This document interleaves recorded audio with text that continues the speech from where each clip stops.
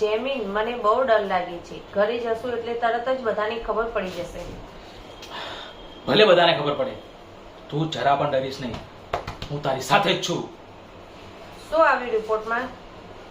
Mummy, રિપોર્ટમાં જે આવ્યું હોય તે અમને માન્ય છે. અરે છોકરો હોય કે છોકરી, અમારા માટે બંને સમાન છે. પણ અમારા માટે સમાન નથી એનું શું? આપણા વંશને દીકરો જ આગળ વધારી શકે, દીકરી નહીં. અરે પપ્પા, હવે આ માનસિકતા બદલવાનો યુગ આવી ગયો છે. એનો અર્થ એ થયો કે દીકરી આવવાની છે એમ ને?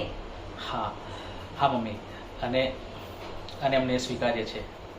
બહુ બેટા, કાલે તૈયાર થઈ જજો, આપણે એક ડોક્ટર પાસે જવાનું છે. ના મમ્મી, ના. હા, ક્યાંય નથી જવાનું. તું ચૂપ રહે, ખબરદાર જો એક પણ શબ્દ બોલ્યો છે તો.